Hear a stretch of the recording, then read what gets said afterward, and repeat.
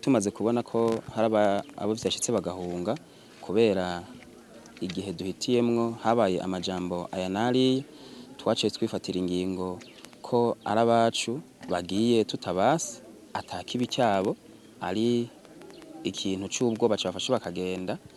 Twafashe ingingo zo kurinda ibintu vy'abahunze vyose bagiye, ibintu vyabo turabizigama turabibungabunga guhera ku mazu n'imirima, nk'abasize imirima y'ibitoke n'ubu unye iracahari.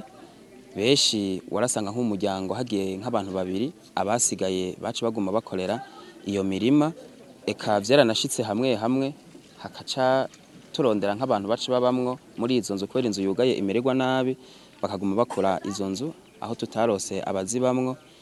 Twarazibungabunze bose abariko baraza bashikira mu miryango yabo mu mazu yabo.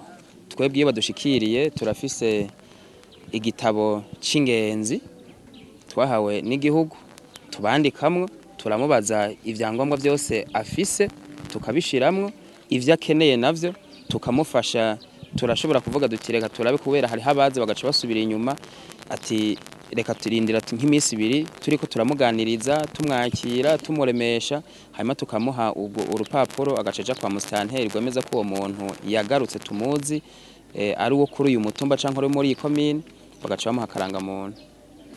Bavuga ko ibitigiri vy'abamaze guhunguka birashemeye, duhereye kuva ibihuha vyo mu 2015 bicureshe baciye batangura guhunguka.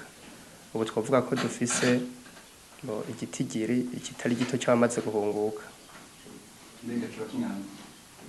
Mu bakaba hafi 4,500 bari bahunze, abarenga 2,000 baramaze guhunguka.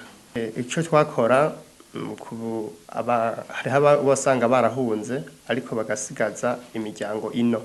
Ico twakora twaca kuri abo baba basigaye ino tukababwira uko baravugana ku matelefone, babwire bene wabo basigurire ko mu Burundi mu Bugabira kari amahoro kari umutekano kugira bashobore guhunguka. Ntwaro ico dukora nuko buri gihe iyo baje bashitse